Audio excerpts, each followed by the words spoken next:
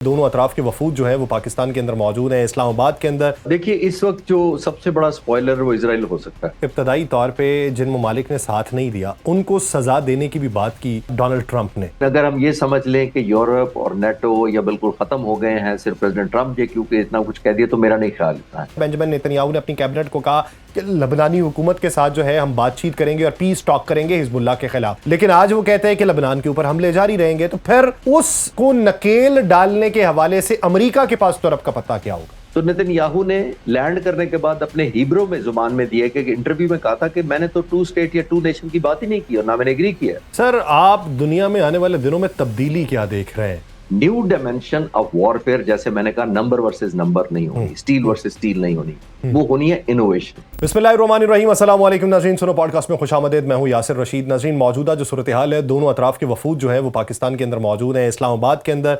और जब हम ये रिकॉर्डिंग कर रहे हैं तो उस वक्त मुलाकात जो है वो मुतवक्के है, लेकिन इससे पहले प्राइम मिनिस्टर पाकिस्तान मियां मोहम्मद शहबाज शरीफ के साथ जेडी वैंस की जो है वो मुलाकात हो चुकी है। उस मुलाकात में स्टीव विटकॉफ और जेरेड कुशनर भी मौजूद थे।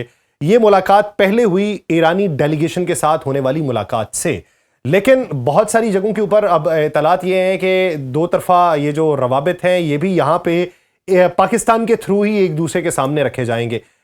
लेकिन इस सारे अमल में पाकिस्तान का जो किरदार था वो काफ़ी निहायत अहमियत का हामिल था कि एक तरफ से 70 रुकनी वफ़द जो है वो पाकिस्तान आया, दूसरी तरफ से भी एक बड़ी तादाद के अंदर अमरीकी जो है वो पाकिस्तान के अंदर आए, और फिर उसमें माहिर मईशत भी थे, उसमें दिफा के लोग भी थे, उसमें सियासत के लोग भी थे, उसमें स्टेट के उमूर चलाने वाले लोग भी थे, मशरक़ वस्ता के ऊपर नज़र रखने वाले लोग भी थे। जहाँ पे किसी हद तक ये भी कहा जाता है कि इजराइल की जितनी भी तहफ़्फ़ुज़ात या इजराइल की जितनी भी कंडीशंस हैं वो भी किसी न किसी ज़बानी से पाकिस्तान के अंदर पहुंची हैं। तो दूसरी तरफ जो तैयारा ईरान का आया तो उस तैयारे को नाम दिया गया था मेनाब 168 का। उसने अपने रास्ते बदले। रास्ते क्यों बदले, तेहरान से परवाज क्यों ना भरी, इस सारे अमल के ऊपर बातचीत की जाएगी। और फिर आने वाले दिनों के अंदर खित्ते की बेहतरी क्या होगी, खित्ते में खदशात क्या होंगे और दुनिया की तरतीब किस हद तक तब्दील होना है, इसी बारे में बात करेंगे। हमें ज्वाइन किया है माहिर बैनुल-अक़वामी उमूर, दिफाई उमूर के माहिर हैं, air commodore retired Khalid Chishti साहब। चिश्ती साहब, बहुत शुक्रिया आपके वक्त का। कमोडोर साहब, मेरा सबसे पहला सवाल ये कि सर ये बताइए कि अभी जो ट्रैकिंग थी, फ्लाइट ट्रैकिंग, वो इस वक्त दुनिया ने बहुत बड़ी तादाद में देखी है। अमूमी दिनों में या अमूमी हालात में फ्लाइट को ट्रैक कितना किया जाता है, और इन दिनों में ये जो इतनी बड़ी तादाद है जो दसियों हज़ार से ज़ायद हो गई, इसकी बुनियादी वजूहात क्या दिखाई देती हैं? और साथ ही इसमें यह भी ऐड कीजिएगा कि ईरान पाकिस्तान जो आया उसने अपना रास्ता बदला है, तो वो रास्ता बदलने की वजूहात क्या है? बहुत शुक्रिया यास साहब, आपने इनवाइट किया। देखिए, इस वक्त जो सबसे बड़ा स्पॉइलर वो इजराइल हो सकता है, और वो आज का नहीं है। जो अरब इजराइल वॉर हुई थी 60s में, उसके अंदर 20 नेगोशिएशन करने वाले अमेरिकन को एक स्ट्राइक करके जहाज में, बहरी जहाज में मार दिया गया। आज तक उसकी इंक्वायरी मुकम्मल नहीं हुई, और उनके जो घर वाले हैं या खानदान अहले खाना है अमेरिकन के, वो आज भी वेट कर रहे हैं, और सारी दुनिया को पता है कि वो इजराइल ने मारा था। और यही पॉसिबिलिटी, मैं अपना सिर्फ एनालिसिस पेश कर रहा हूँ, मेरे पास कोई ऑथेंटिक इसलिए नहीं कि मुझे कोई वेरीफाइड ऑफिशियल इन्फॉर्मेशन है, बट मेरा मानना यह है कि इजराइल फिर एक स्पॉइलर के तौर पे ऐड कर सकता है। इजराइल के ख्यालात, उनके मिलिट्री ऑब्जेक्टिव प्रेसिडेंट ट्रंप से शुरू से तो डाइवर्जेंट थे ही थे, थोड़ी देर के लिए शुरू में कन्वर्ज हुए और उसके बाद डाइवर्जेंट ही रहे हैं। आपने देखा कि इजराइल वाहिद मुल्क है जो चाहता था कि जंग बंद ना हो, बाकी तो 190 मुल्क मेरे ख्याल चाहते थे कि जंग बंद हो जाए, क्योंकि it was a matter of oil, it was matter of life, it was matter of रोजगार की वजह थी। सारी दुनिया ने देख लिया। लेकिन इजराइल का ट्रैक रिकॉर्ड ऐसा है कि उसके अपने मिलिट्री ऑब्जेक्टिव के लिए वो किसी भी हद तक जा सकता है। यानी वो तो अपना जहाज भी मार सकता है जस्ट टू क्रिएट, जैसे फॉल फ्लैग कर रहे हैं ताकि कोई ब्लेम ऐसा डाल सके। तो आई थिंक वो शो स्पॉइलर था। कमिंग बैक टू दिस, अगर मैं सिर्फ as a former fighter pilot अगर मुझसे पूछेंगे तो मैं सिर्फ तजिया ऑफर कर सकता हूँ कि जो आप कह रहे हैं कि ईरानी जहाज डाइवर्ट करके आया था, अभी प्रूफ तो कोई नहीं है, लेकिन अगर ये ठीक है आजकल, क्योंकि सिविलियन जहाज बड़े आराम से ट्रैक हो जाते हैं, कुछ मुख्तलिफ किस्म के सॉफ्टवेयर और इंटरनेशनल एजेंसीज हैं जो आपको एग्जैक्ट दे देती हैं कि उसका क्या ट्रैक रिकॉर्ड था। तो पॉसिबिलिटी वही है, एक डिसेप्शन प्लान के तहत शायद उन्होंने रास्ते भी बदले होंगे, एयरपोर्ट भी नॉन यूज नहीं किया गया होगा, ताकि इसराइल खुदा न खास्ता किसी ऐसे सैबोटाज की ऑब्वियसली कोशिश ना करे। और हमने यहां तक देख लिया था, आपको याद होगा, आपके व्यूअर्स को भी बहुत अच्छी तरह याद होगा कि जून 2025 में उन्होंने 19 साइंटिस्ट शहीद किए थे। जी। वो 37 लीडरशिप को नुकसान पाया था, उनकी जिंदगियों से हाथ धो बैठे। अभी उन्होंने 49 लीडरशिप को शहीद किया, पिन पॉइंट इंटेलिजेंस के जरिए जाहिर है। तो ये जो इनकी मूवमेंट है, ऑब्वियसली स्पीकर उनकी असेंबली की और फॉरेन मिनिस्टर की ईरान के, ये बहुत मोस्ट वैल्यूएबल है। और हम तमाम एग्री करेंगे कि आयतुल्लाह खामनेई के बाद जो शहीद करने के बाद, और हमने देखा कि उनके मुज्तबा खामनेई जो आए हैं, उनके बाद ये सबसे इंपॉर्टेंट 2 पर्सनैलिटीज इस वक्त ईरान की है। तो आई थिंक उनकी सेफ्टी के लिए ये बहुत अच्छा कदम उन्होंने किया होगा कि एक डिसेप्शन किया होगा या एक प्रिडिक्टेबल रूट नहीं लिया होगा। ये मुझे उसी की वजह नजर आती है। तो सर दूसरी तरफ अगर जेडी वैंस को देखें, रिफ्यूलिंग के लिए पेरिस में उतरना, ये सिर्फ रिफ्यूलिंग हो सकती है या फिर कुछ और साइंस भी हो सकते हैं? देखिए, फ्रांस ने तो पहले ही प्रो अमेरिका उस तरह रोल नहीं प्ले किया।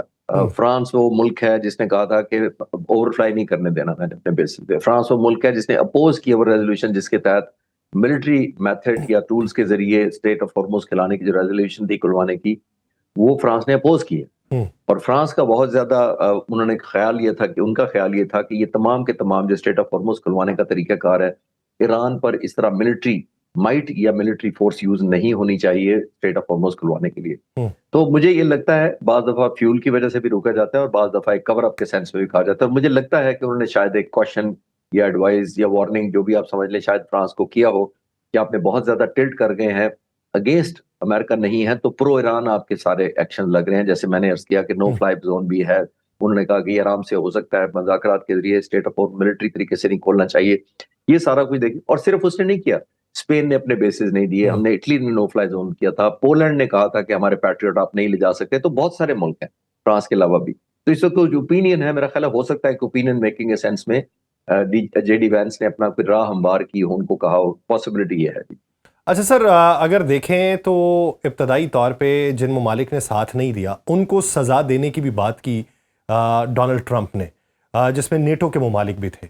आप समझते हैं कि ये एक पॉलिटिकल स्टेटमेंट था? जिस तरह आप फ्रांस का तज़किरा कर रहे हैं, मेरा सवाल तो आगे जाके आना था, लेकिन फ्रांस का आपने तज़किरा इसमें दूसरे डायमेंशन से किया है। तो मेरा ये सवाल है कि आने वाले दिनों के अंदर उनके भी खिलाफ एक सफ़ जो है वो अमेरिका तरतीब दे रहा होगा, या फिर वक्ती तौर पे एक दबाव था और स्टेटमेंट गुजर गई, इन हालात के बाद या मुज़ाकरात के बाद चीज़ें तब्दील हो जाएंगी? देखिए या साहब, ये मेरा ख्याल है बहुत सारी अमेरिका की जो इस वक्त मूवमेंट चल रही है वो 1% स्पेसिफिक चल रही है। वो मुझे लगता है कि ओवरऑल पॉलिसी कम है, प्रेसिडेंट ट्रंप के मिजाज के मुताबिक वो वेरी करते रहते हैं। लेकिन अगर हम ये समझ लें कि यूरोप और नेटो या बिल्कुल खत्म हो गए हैं, सिर्फ प्रेसिडेंट ट्रंप ने क्योंकि इतना कुछ कह दिया, तो मेरा नहीं ख्याल इतना है। ये जरूर हुआ है कि तमाम ममालिक ने एक न्यू फाउंड रियलिटी को समझा है, स्पेशली नेटो और यूरोप ने, जो उनकी एक डोमिनेंस थी अमेरिका की डिसीजन मेकिंग की, और वो मोर ऑफ जो लोग कहा जाता था कि वो रबर स्टैम्प बन के रह गए हैं अमेरिका के फैसलों की। यूनाइटेड नेशन से जब भी उन्होंने सीरिया के खिलाफ या लीबिया के खिलाफ या इराक के खिलाफ या अफगानिस्तान के खिलाफ रेजोल्यूशन पास कराने की कोशिश की माजी में, तो मुश्किलात नहीं पेश आती थी, क्योंकि लगता था कि जो प्रेसिडेंट अमेरिका का कह देगा या हुकूमत अमेरिका कह देगी, नेटो और यूरोपियन यूनियन वही कर देती है। उसके उनकी अपनी सोवरेनिटी कॉम्प्रोमाइज हुई हुई थी। तो अब आई थिंक उन्होंने रियलाइज किया कि ये गोल्डन मौका है कि प्रेसिडेंट ट्रंप को ये रियलाइज कराया जाए कि हम इंडिपेंडेंट सॉवरेन मुल्क भी हैं और अपनी राय भी रखते हैं और अपनी नेशनल इंटरेस्ट के हिसाब से फैसले करने की इस्तात भी रखते हैं। तो ये मैं डाइवर्जेंस तो नहीं देख रहा, लेकिन कम होती हुई कन्वर्जेंस जरूर है। जो न्यू फाउंड रियलिटीज हैं उनकी रोशनी में आई थिंक अलायंस बेशक ना टूटे, लेकिन रीअलाइन जरूर होंगे तमाम के तमाम। अच्छा सर, अभी जो मुलाकात हुई आज के दिन जेडी वैंस की, जैरेड कुशनर की और स्टीव विटकॉफ के प्राइम मिनिस्टर के साथ, उसके बाद एक खबर आई। वो खबर ये आई कि अमेरिका जो है वो ईरान के जो मुंजमद असासे हैं कतर के अंदर और बैरूनी ममालिक में, उनको बहाल करने पर जो है वो रजामंद है। तो कतर के अंदर $6 बिलियन की बात हो रही है। तो अगर अमेरिका रजामंद है तो ये तो हो नहीं सकता कि एक ही जगह पे बैठ के वज़ीर आज़म साहब ने कहा हो हाँ जी आप रजामंद हैं, तो वो कहे जी रजामंद है। पीछे से पूरी तैयारी करके आए, तो पीछे से दिमाग क्या बन के आया हुआ है और अमेरिका किस हद तक उस मॉड में है कि जिसमें वो गुज़श्ता 2-4 मुज़ाकरात में नहीं था? देखिए यह सब, ये एलिमेंट ऑफ आइसोलेशन तो अमेरिका को बहुत महसूस हुआ होगा। और आपने देखा, हम अक्सर कहते हैं कि victory has many fathers and the failure is an orphan. अब वो उनको वो अचीव नहीं हो सका जो वो जंग से पहले करना चाहते थे। वो वैल्यू ऐड उनके स्टेचर को होने की बजाय एक नेगेटिव एस्पेक्ट हो गया। बहुत सारे उनके डिसीजन एक लाइबिलिटी बन गए। तो जाहिर है वो एक एलिमेंट ऑफ फेस सेविंग तो president of Trump, president US को चाहिए, क्योंकि बहुत बड़ी मिथ है, अभी भी वो सुपर पावर है। तो आई थिंक ये एनवायरनमेंट आपका बदलता है आउटसाइड प्रिवेलिंग एनवायरनमेंट के। और मैं अक्सर जंग के दौरान भी यही अर्ज करता था कि आप जब दोनों तरफ के चेस से खेलते हैं तो आप ही जीतते हैं, लेकिन जब आपका दुश्मन दूसरी तरफ से खेलता है तो कार्ड सारे आपके हाथ में नहीं रहते। डिसीजन मेकिंग के आप हॉस्टेज ना भी बने, डिपेंडेंट जरूर हो जाते हैं रिएक्शन। और खास तौर पर हॉस्टेज तब बनते हैं अगर आप जाहिर कार्ड अच्छे ना खेलें, इरेशनल डिसीजन कर लें, कैपेसिटी को ओवर अंडरएस्टिमेट करें अपनी या दुश्मन की, तो फिर आपके लिए सरप्राइजेस होते हैं। प्रेसिडेंट ट्रंप को नेतन्याहू ने जाहिर है ये कन्विंस बहुत किया होगा, आई बिलीव कि जनाब आपने क्योंकि वेनेजुएला का ऑपरेशन इतना आसानी से कर लिया है तो जनाब ये वेनेजुएला प्लस है, और इसमें आपको नेटो की और यूरोपियन यूनियन की और यूनाइटेड नेशंस की और अपनी कांग्रेस की पूछने की जरूरत ही नहीं है। आप सिर्फ जाएं, हमला करें, तारीख में अकेले नाम लिख पाएं, बजाय 40-50 लोग एक ग्रुप फोटो में आए कि ये नेटो के 40 मुल्क थे जिन्होंने ये हमला करके ईरान से खुदा न खासा जान छुड़ाई थी उनकी हुकूमत से। तो आई थिंक उनको एक गलत या मिसगाइड किया गया, in spite of the fact कि उनकी 18 इंटेलिजेंस एजेंसीज उनको इनपुट देती है मुख्तलिफ नौयत की। और एक तरफ हम ये कहते हैं कि नेतन्याहू ने उनको मिसलीड किया होगा, दूसरी तरफ से मैं काउंटर आर्गुमेंट भी करना चाहूंगा खुद ही कि वो कैसा प्रेसिडेंट ऑफ यूएस है जो दुनिया का सुपर पावर भी है, और उसको एक छोटा सा मुल्क जो ईरान से 70 गुना छोटा है वो मिसगाइड करके हमला करवा दे और पूरी दुनिया की इकोनॉमी को हॉस्टेज बना दे। तो ये दोनों तरफ से अफसोसनाक बात है, एक उनका इनकी बातों में आ जाना। तो सर फिर अश्योरिटी बेंजामिन नेतन्याहू की कैसे अश्योर करा पाएगा अमेरिका, जो दुनिया की बड़ी ताकत को एक जंग के अंदर झोंक देता है, जो लेबनान के ऊपर हमला कर रहा है, और फिर वो ये कहता है कि ये हमला मैं मजीद वसी करूंगा और हिजबुल्लाह के खात्मे तक ये जारी रहेगा। पहले इत्तलात ये आती थी कि जब पाकिस्तान ने ये बात की कि लेबनान भी इसके अंदर शामिल था, हमने अमेरिका से बात की, अमेरिका से जेडी वेंस ने बयान कुछ और दे दिया, लेकिन उसके बाद हमने ये देखा था बेंजामिन नेतन्याहू ने अपनी कैबिनेट को कहा कि लेबनानी हुकूमत के साथ जो है हम बातचीत करेंगे और पीस टॉक करेंगे हिजबुल्लाह के खिलाफ। लेकिन आज वो कहते हैं कि लेबनान के ऊपर हमले जारी रहेंगे। तो फिर उसको नकेल डालने के हवाले से अमेरिका के पास तो रब का पत्ता क्या होगा? देखिए यह सब नकेल तो बड़ी दूर की बात है, अफसोसनाक बात है। आप पीछे थोड़ा सा चले जाएं, जब आपको याद होगा ये पीस बोर्ड बना था, जब एक तरफ हम ये समझ रहे थे कि बंद हो गई है गाजा में बमबारी अमेरिका की शहर से जो हो रही थी, मोस्टली इजराइल कर रहा था, और हमने देखा कि शायद हम पीस आ जाएगा। पीस बोर्ड का नाम ही ये था, लेकिन अनफॉर्चुनेटली उसमें फलस्तीन की बात ही नहीं की गई थी। और ऑन टॉप ऑफ दैट हम जब सारे उम्मीदें लगाए बैठे थे कि हम जरा पॉजिटिव कह रहे थे, बड़ी सेंस ऑफ अचीवमेंट समझ रहे थे, तो नेतन्याहू ने लैंड करने के बाद अपने हिब्रू में जुबान में दिए कि इंटरव्यू में कहा था कि मैंने तो 2 स्टेट या 2 नेशन की बात ही नहीं की और ना मैंने एग्री किया। हम सारे यहाँ पे सारे तजिया कर रहे थे कि जनाब कमाल हो गया, ये तो पीस बोर्ड बन गया, इसका मतलब फलस्तीनियों को हुकूक मिल गए। तो ये फिर उस वक्त वही हुआ जो 33 साल पहले 93 से 95 तक जो ओस्लो एग्रीमेंट हुआ था, यासिर अरफात को एंगेज किया गया था और ये वादा करके किया गया था कि पीएलओ पैलेस्टीनियन लिबरेशन ऑर्गेनाइजेशन अपने आप को डिसआर्म कर ले तो हम आपको एक मुल्क दे देंगे। तो 1995 में ये साइन किया गया था, और आज 32 साल होने के बावजूद, गुजरने के बावजूद देखें 2 स्टेट या 2 नेशन नहीं बना आज तक। तो इसी तरह नेतन्याहू ने किया था। तो उनकी तो आई थिंक सबसे इस कामयाबी की जो मुज़ाकरात इस्लामाबाद में हो रहे हैं, डिपेंडेंस ही इजराइल को महार, जिसको आप कहते हैं ना नकेल डालने पे है। अगर वो ना डाली गई तो फिर सब लीडर बैठकर आ सकते हैं, बैठ सकते हैं, एक कॉन्फिडेंस बिल्डिंग डेवलपमेंट कर सकते हैं, लेकिन परमानेंट सीज फायर या दुनिया में पूरा अमन उस वक्त होगा, दुनिया में अमन जब नेतन्याहू को कंट्रोल किया जाएगा, चाहे वो प्रेसिडेंट ट्रंप खुद करे या दुनिया मिलकर खुद करे। दुनिया तो नहीं कर सकी, हमें ज्यादा उम्मीदें प्रेसिडेंट ट्रंप से रखनी चाहिए कि वही एक पॉसिबिलिटी है, क्योंकि उन्हीं के कहने पर उन्होंने सारा कुछ किया। अच्छा सर, एक चीज और बताइए कि जब दोनों डेलीगेशंस आए तो इनको वेलकम करने के लिए हमारे डेप्यूटी प्राइम मिनिस्टर और फील्ड मार्शल और जो इंटीरियर मिनिस्टर हैं वो वहां पर मौजूद थे। रात का जो मंजर था, हमने ये देखा कि हमारे फील्ड मार्शल जो है वो बाकायदा वर्दी के अंदर मौजूद है जब उन्होंने ईरानी डेलीगेशन को वेलकम किया। सुबह के वक्त में जब अमेरिकन डेलीगेशन को करना था वो सूट के अंदर मौजूद थे। अब मैं अगर इसे सरफे नजर कर भी दूं, एक आम पाकिस्तानी की नजर है वो ये सवाल पूछते हैं कि ईरानियों को वर्दी में वेलकम क्यों किया और अमरीकियों को सूट में क्यों किया? ये पैगाम क्या दिया गया है? क्या ये पैगाम है या फिर ये रात और सुबह के औकात में थोड़ी सी तब्दीली थी तो ये कोई पैगाम नहीं? मेरा ख्याल है हम ओवर फोकस कर रहे हैं। बेसिकली हमें देखना चाहिए कि बॉडी लैंग्वेज क्या थी।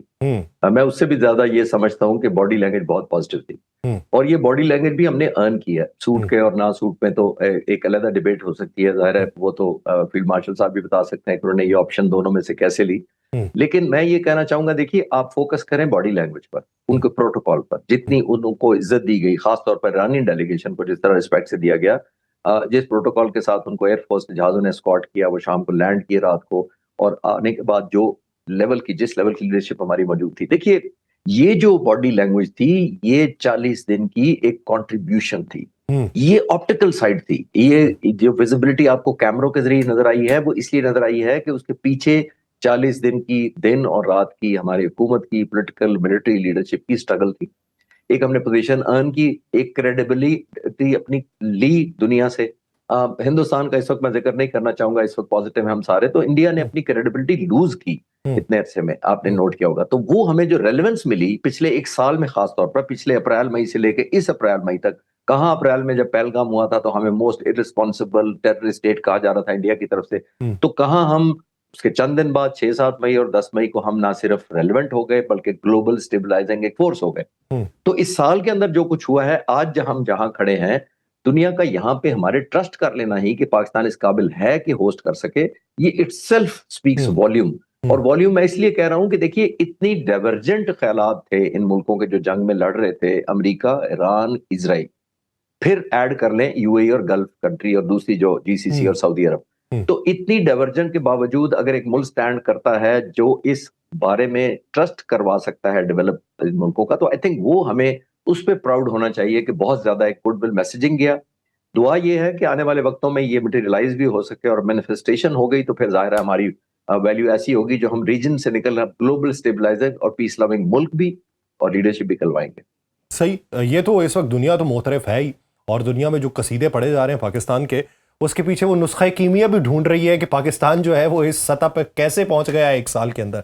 सर, आपको याद है कि हमारी गुफ्तगू शुनीद इस बारे में बारहा हुई कि मारका हक के बाद दुनिया जो थी वो पाकिस्तान के इलेक्ट्रॉनिक वारफेयर स्ट्रेटजी को, और जिस तरीके से काउंटर किया गया, वो मेजर्स जिस तरीके से अपनाए गए, जिस तरीके से साइबर अटैक को रोका गया, और जिस तरीके से उनका तमाम निज़ाम जो था वो मफलूज कर दिया गया, तो दुनिया इस पूरे मंजरनामे को पढ़ रही थी कि जंग किस तरीके से तब्दील हुई है। तो अभी मौजूदा सूरत हाल के तनाजुर में ये जो 40 दिन थे जिसके अंदर अर्ली रेडारिंग वार्निंग सिस्टम अंधा किया गया, जिसके अंदर डिफेंस जो सिस्टम था जिसे दुनिया का ताकतवर तरीन सिस्टम कहा जाता था उसे मफलूज किया गया, जिसके अंदर एक्यूरेसी BDO-3 के जरिए जो है वो अपनाई गई और चंद मीटर्स की दूरी के ऊपर रह गई, तो ये मौजूदा जंग जो है ये कैसे देखी जाएगी, कैसे पढ़ी जाएगी, कैसे सीखी जाएगी, क्या तब्दीली आएगी? यह सब देखिए, जिस तरह मई 2025 में अल्हम्दुलिल्लाह जिस तरह इस कौम ने backed by armed forces, particularly Pakistan air force ने जिस तरह परफॉर्म किया, बल्कि इंडिया को आउट परफॉर्म किया, वो एक तारीख का हिस्सा है। पहले हम समझते थे, इसलिए नहीं कि मैं पाकिस्तानी हूं, मैंने वॉर कॉलेजेस में, नेशनल डिफेंस यूनिवर्सिटीज में पढ़ाया, तो मैं बता सकता हूं और ये यकीन से कह सकता हूं कि ये स्ट्रैटेजी पढ़ी और पढ़ाई जाएगी आने वाले कई वक्तों पर। एक बात, अब ये जो जंग हुई है ईरान की, ये भी पढ़ाई जाएगी। ये क्यों पढ़ाई जाएगी कि एक तरफ सुपर पावर है बैक्ड बाय इजराइल, दुनिया का मोस्ट मॉडर्न इक्विपमेंट, चाहे वो cyber, electronics, EW, airborne weapons, drones, jammers, मतलब you name and they had it. Simple बात। वो एक ऐसे मुल्क के खिलाफ आए हैं 47 सालों से अंडर सैंक्शन है, जिसकी मिलिट्री का उस तरह कोई नाम नहीं है दुनिया में स्ट्रेंथ वाइज, उसने कम। अब उनकी लड़ाई होती है, बहुत सारे एनालिस्ट को दुनिया के इकट्ठे कर ले तो आई एम श्योर मेजॉरिटी यही कहेगी कि ईरान ने 40 दिन तक जो कमबैक किया, रिस्ट्रेन किया, वो बहुत ही काबिल तारीफ, अनबिलीवेबल था। और मैं डे वन से जब जंग लगी थी तो मैंने यही अर्ज किया था कि ईरान ने जंग जीतनी नहीं है, अमेरिका ने जीत के दिखानी है फतह के लिए, इजराइल ने जीत के दिखानी है ट्रॉफी, ईरान ने सिर्फ सर्वाइव करना था, ईरान ने सिर्फ कमबैक करना था, ईरान ने रेजिलियंस दिखानी थी, उसने दिखाई। तो अब ये जो सर, इसमें वो मैं ऐड कर दूं, मौजिक डॉक्ट्राइन का बड़ा तज़किरा होता है कि जंग जीतना ना हो, दुश्मन की जंग जो जीतना है उसको इतना महंगा कर दो कि वो जीत के बारे में ऐलान करने पे सोच में पड़ जाए कि मैं जीत का ऐलान करूं भी या नहीं करूं। तो बज़ाहिर तो ईरान ने यही किया जी। दोनों जंगों में जो मई का हम जिक्र कर रहे हैं और जब भी कर रहे हैं, देखिए मैं उस वक्त भी कहा था 10 मई को हमने, जो लोग सारे कहते थे कि प्रेसिडेंट ट्रंप ने जंग बंद कराई है, और मैं नहीं मानता था, मैं कह रहा था उनको फैसिलिटेट किया उन्होंने जंग बंद कराने। जंग इस कौम ने जीती है, इस मुसल्लह अफवाज ने जीती थी, पाक फ़िज़ाइया ने जीती थी। क्यों?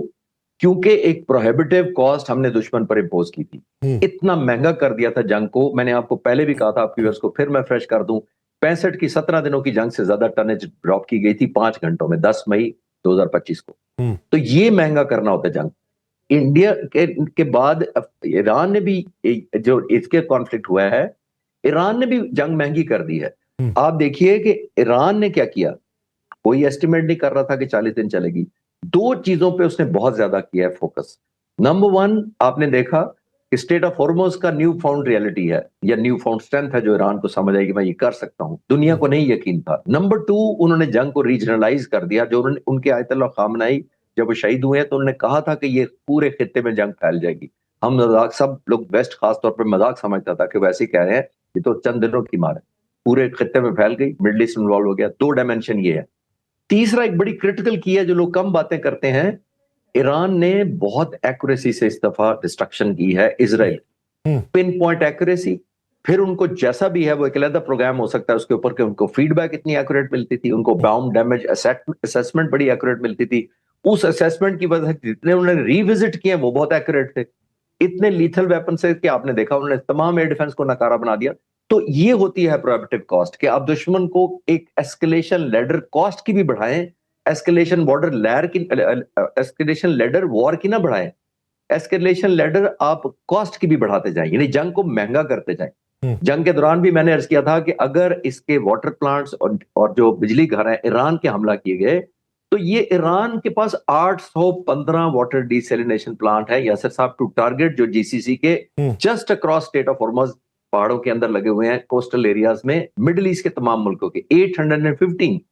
अगर उनके बिजली घरों को ईरान नॉकआउट कर देता तो पानी 4 से 7 दिन बाद यूएई में, कुवैत में बंद हो जाना था साहब।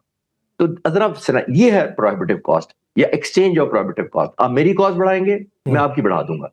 तो फिर आपको फैसला करना पड़ता है कि मैं खुद कॉस्ट दे सकता हूं कि नहीं दे सकता, फिर आपको रोक लेती है कि आप एस्केलेट ना करें।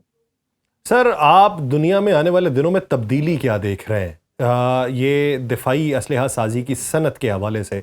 क्योंकि हमें ये मालूम है कि अगर एक तैयारा बनाया जाता है, अगर अभी स्टेल्थ कोटिंग उसकी हो रही है, तो फिर उसको पकड़ने के लिए आने वाले दिनों के अंदर दुनिया ये निज़ाम बनाएगी कि F-35 को कैसे पकड़ना है।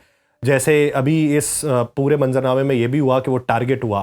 फिर जिस तरह मिसाइल डिफेंस सिस्टम था, अभी अगर ड्रोन भारी तादाद में भेज दिए जाएं और पीछे से मिसाइल भेज दिए जाएं तो वो दबाव में आ जाएगा, वो कंफ्यूज हो जाएगा, उसे पता ही नहीं है। फिर इसके अंदर बेहतरी की बातें होंगी, अर्ली रेडार वार्निंग सिस्टम के बारे में बेहतरी होगी। तो अभी दुनिया किस जंग में और किस दौड़ में आगे शामिल होने जा रही? देखिए ऐसा मई 2025, उससे पहले भी हमने तो रियलाइज कर लिया था कि आने वाली जंग में हर steel versus steel, tank versus tank, jet versus jet और सबमरीन वर्सेस सबमरीन नहीं होनी। खासतौर पर एयर की जितनी इंपॉर्टेंस है वो आपने देख ली। हमारे एयरफोर्स चीफ जो प्रेजेंट है, चीफ मार्शल ज़हीर अहमद बाबर सिद्दीकी, उन्होंने फोर्सी किया, उन्होंने ड्रोन पर बहुत काम किया, अनमैन्ड एरियल व्हीकल पर बहुत काम किया, साइबर कमांड पे बहुत काम किया, J-10C के BVR इंडक्ट किए, 190-98 किलोमीटर पे हमने टारगेट किया दुश्मन को। तो ये कुछ आपके सामने है। न्यू डायमेंशन ऑफ वॉरफेयर, जैसे मैंने कहा, नंबर वर्सेस नंबर नहीं होनी, स्टील वर्सेस स्टील नहीं होनी, वो होनी है innovation, cost effectiveness, making cost effective for yourself और दुश्मन के लिए उतना ही महंगा कर देना। ड्रोन्स पर होनी है, सर्विलेंस पर होनी है, इंफॉर्मेशन बेस्ड पर होनी है और माइंडसेट पर होनी है। आने वाली जंगें माइंडसेट बड़ा इंपॉर्टेंट रोल प्ले, जिसके अंदर आप और मुझ जैसे कंट्रीब्यूट कर पाएंगे परसेप्शन बनाने में, दुश्मन के जहनों में या अपने जहनों में। अपने लोगों की विल टू फाइट बढ़ानी होती है, दुश्मन की आपने कम करनी होती है, not by only propaganda but real based manifestation करके। तो आई थिंक आने वाली जंगें, जैसे मैंने अर्ज किया, वो क्लासिक 65 या वर्ल्ड वॉर 2 या वर्ल्ड वॉर 1 नहीं होनी। ये होनी ही smart thinking, innovative techniques, electronic warfare and जैसे मैंने कहा making it cost prohibitive for the enemy. इस पे लड़ी जाएगी। यानी जिद्दत पसंदी को अपनाते हुए मालूमात की तब्दीली के ऊपर होनी है कि आप किस हद तक खुद को एडवांस कर सकते हैं, किस हद तक तब्दीली ला सकते हैं और किस हद तक नफ्सियात के ऊपर काबू पा सकते हैं। बहुत शुक्रिया खालिद चिश्ती साहब इस हवाले से अपना वक्त देने के लिए। नाज़रीन, पॉडकास्ट का वक्त खत्म हुआ चाहता है, मुझे दीजिए इजाज़त। आपसे मुलाकात होगी किसी और एपिसोड और मेहमान के साथ। अपना बहुत सा ख्याल रखिएगा। अल्लाह निगहबान।